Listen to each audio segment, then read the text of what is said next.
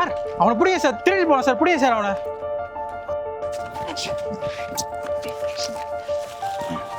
Sir பிடிங்க sir. ஏடா திருடவா பாக்குற? அண்ணே இல்லைண்ணே, அந்த மருந்து மட்டும் கொடுத்துருங்க, நான் போயிடுறேன் ப்ளீஸ்ண்ணே.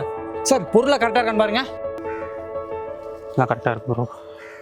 ஏண்டா பார்க்க ஸ்கூல் படிக்கிற பையன் மாதிரி இருக்க, திருடுற? நல்ல வேலை சார், உனக்கு பிடிச்ச கொடுத்து ஹெல்ப் பண்ணீங்க.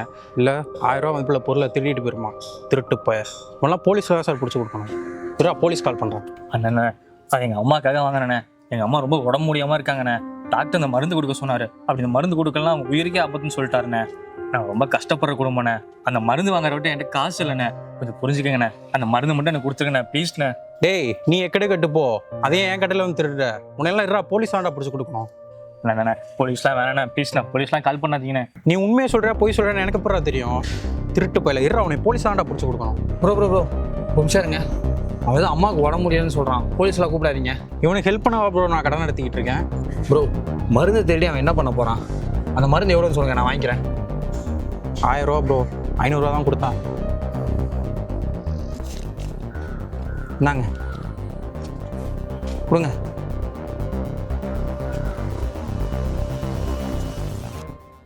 டேய் தம்பி, உண்மையிலே உங்கள் அம்மாவுக்கு உடம்பு முடியலையா? ஆமாண்ணே, உண்மையாலுமே எங்கள் அம்மாவுக்கு உடம்பு முடியலண்ணே. எனக்கு நீ பொய் சொல்கிற உண்மையை சொல்கிறியான்னு தெரில. இப்போ நான் உன் வீட்டுக்கு வருவேன். உண்மையிலே உங்கள் அம்மாவுக்கு முடியலைன்னா இந்த மருந்தை உனக்கு கொடுப்பேன். அப்படி மட்டும் இல்லை, நானே போலீஸ் கால் பண்ணி உன்னை மாட்டி விட்ருவேன்டா. இல்லைண்ணே நான் உண்மையை தானே சொல்கிறேன். வாங்கண்ணே போய் பார்க்கலாம்.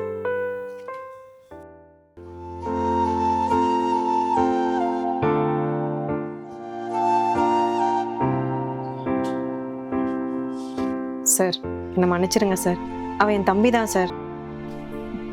ஏதோ தெரியாமல் பண்ணிட்டா சார், அவனுக்காக நான் மன்னிப்பு கேட்டுக்கிறேன் சார். ஐயோ இல்லைம்மா, நிலைமை எனக்கு புரியுது. அம்மாவுக்கு உடம்பு சரியில்லைனா எந்த பையனாக இருந்தாலும் இதுதான் பண்ணியிருப்பான். சார் எங்கள் அப்பா நாங்கள் சின்ன வயசாக இருக்கும் போதே இறந்துட்டாங்க சார். எங்கள் அம்மா தான் எங்களை பார்த்துக்கிறாங்க. எங்கள் அம்மா கட்டட வேலைக்கு போய் அங்கே இருக்க டஸ்ட் அலர்ஜினால நுரையீரலில் பாதிப்பு வந்துருச்சு சார். அதனால் அம்மாவில் வேலைக்கு போக முடியல சார். நான் பெட்ரோல் பங்க்கில் வேலை செய்கிறேன் சார். இவன் ஸ்கூல் படிச்சுட்டே பார்ட் டைமாக ஒரு ஹோட்டலில் வேலை செய்கிறான் சார். நாங்கள் வாங்குகிற சம்பளம் எங்கள் அம்மாவுக்கு மருந்து வாங்க முடியல சார். அதான் லூஸ் மாதிரி பண்ணிட்டான். உன் நிலைமை எனக்கு புரியுது, நீங்கள் ஒன்றும் கவலைப்படாதீங்க. எங்கள் அம்மாவோட மருந்து செலவை நானே பார்த்துக்கிறேன்.